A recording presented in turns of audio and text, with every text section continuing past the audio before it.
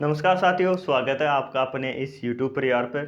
बात करते हैं कि सीटीआई एग्ज़ाम हो चुका है, इसके अंदर अपन बोर्ड की बात करें और सरकार दोनों की बात करें, तो दोनों की जो व्यवस्था है वो फेल हो चुकी है। आपने देख ली होगी किस प्रकार से सरकार ने कितने इंतज़ाम किए थे अपने लिए, और उसके अंदर बोर्ड है, उसको बोर्ड को भी अपन बात इसलिए करेंगे कि उसी की वजह से जो है एग्ज़ाम सेंटर बाहर आए थे।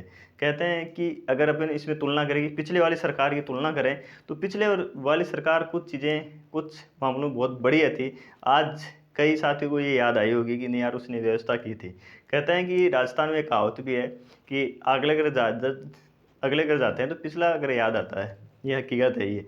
तो जैसे सरकार आगे अपन चुनते हैं तो पिछले वाली सरकार की कुछ चीज़ें अपन को अच्छी लगती है।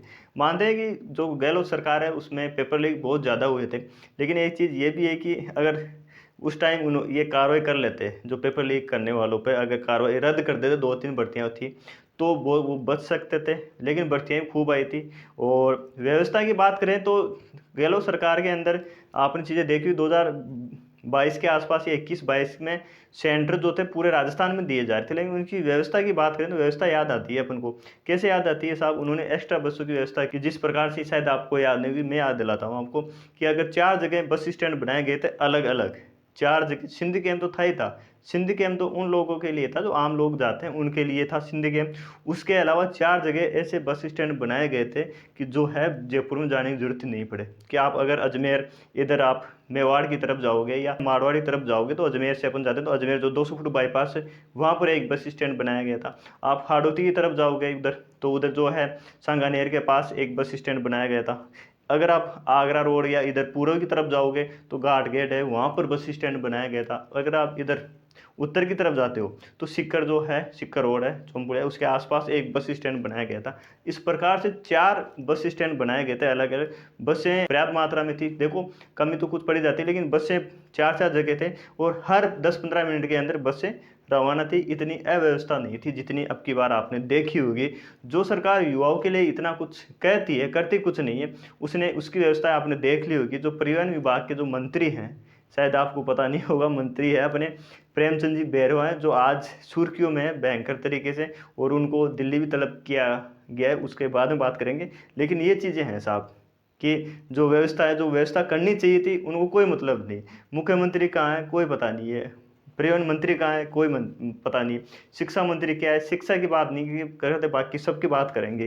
ये कुछ चल रहा है। बोर्ड की बात करें तो बोर्ड के जो अध्यक्ष हैं, फिर मैं कुछ बात करूंगा उनके बारे में तो फिर कुछ कमेंट आएंगे कि नहीं यार, उनके पीछे क्यों पड़ा वो ईमानदारी। देखो, ईमानदारी पे अपन शक नहीं करते हैं, लेकिन जो उनके अजीबोगरीब ट्वीट आते हैं ना, उनको देख के ऐसे लगता है कि यार, मतलब पद होता है, पद की गरिमा ऐसे होती है, अपन नॉर्मल नहीं कर सकते ऐसी। जैसे मालूम मैं हूँ, तो मैं किसी स्टैंड पे इतना नहीं है मेरा पद, तो मैं कुछ भी कमेंट कर सकता हूँ, कुछ बोल सकता हूँ, उसका कोई इफेक्ट। लेकिन आप उस पद पे हो। आज उन्होंने कमेंट आया है, ट्वीट किया है उन्होंने, वो पूछ रहे हैं कि पेपर कैसा रहा, कठिन रहा, इजी रहा, आप वोट जरूर करें।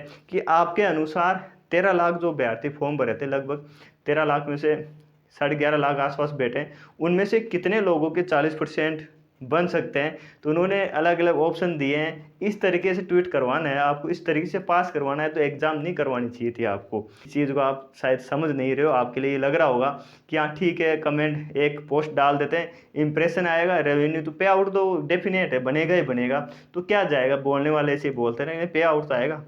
बाबू भैया, सब पैसों का चक्कर है, तो इसके लिए वो ट्वीट करवाते हैं। उससे पहले कुछ अलग ट्वीट करवाते हैं अलग अलग तरीके से कि नहीं साहब ये है।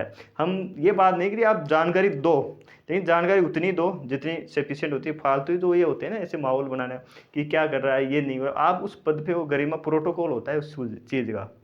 अगर आपको ट्विटर अकाउंट बनाना है, चलाना ही था आपको, तो ऑफिशियल सरकारी अकाउंट बनाना चाहिए था आपको, फिर उससे आप जवाब देते। फिर इतने जवाब नहीं देते आप।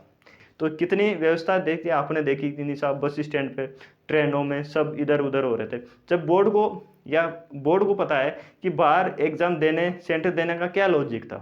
ये कोई क्वालिफाई एग्जाम, केवल मतलब क्राइटेरिया, मिनिमम लोग क्राइटेरिया आप अपन कह सकते हैं। जो गृह जिले हैं उनमें बहुत सेंटर बने हुए थे, वहीं दे देते आप, इतनी करने की जरूरत ही नहीं थी आप। लेकिन उस पर नहीं बोलेंगे।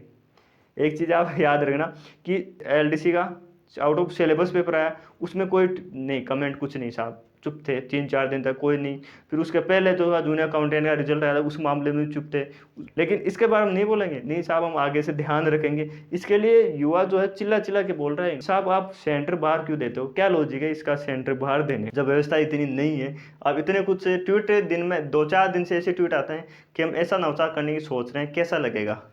हम तो ये चाहते हैं कि जिस प्रकार से हम इस चीज़ की बढ़ाई ज़रूर करूँगा कि आउट ऑफ सिलेबस नहीं दिया आपने, और अब की बार जो पेपर है सीईटी के हिसाब से बना है, इसके लिए आपको धन्यवाद है। लेकिन जो सेंटर बाहर दिया है ना, इसके लिए भी आपको बोलना चाहिए था, तब आप हम लगते कि आप निष्पक्ष हो, आप कि नहीं गलती हमारी भी है, हमने इस बार हो गया, हम आगे से ध्यान रखेंगे इस चीज़ का।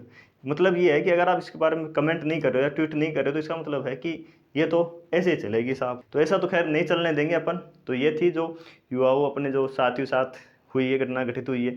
बहुत ज़्यादा परेशानी होती है, सुबह 7 बजे पहुंचना होता है। जैसलमेर वाला यहाँ पे आ रहा है, भरतपुर वाले यहाँ आए, जयपुर वाले तो चारों तरफ जा रहे हैं। तो ये तमाम चीज़ों का देखना पड़ा है, इन चीज़ों में भी सुधार होना चाहिए। ये तो इसमें तो कुछ ज़्यादा है ही नहीं, इसमें कौन सा कोई आपको सिस्टम चेंज करना है। जो सिस्टम आप कंप्यूटर में कमांड देते हो, तो उसको कमांड ये दे दो कि जयपुर की जयपुर में ये तो करना है। कौन सा इसके अंदर आपको पीएचडी करनी है, या कौन से एक्सपर्ट बुलाने हैं आपको, कि नहीं साहब एक्सपर्ट बुलाएंगे और वो डिसाइड करेंगे क्या करना है। साथियों इसमें भी सुधार होना चाहिए। बाकी आवाज़ उठाने से आवाज़ ज़रूर कुछ ना कुछ इफेक्ट ज़रूर पड़ता है, और मतलब पता भी चलता है कि नहीं साहब पिछले वाले में क्या था, आज था मैं किसी पार्टी विशेष से नहीं जुड़ा हूँ, कि नहीं साहब सरकार के खिलाफ या कुछ में बोलते हैं या आ जाते हैं साहब, तो उस पार्टी से किसी पार्टी से नहीं है साथियों। बाकी चैनल पर नए हो, चैनल को सब्सक्राइब जरूर करें। मिलते हैं नए वीडियो में, आज और भी के लिए इतना ही। Thank you so much. जय हिंद, जय भारत।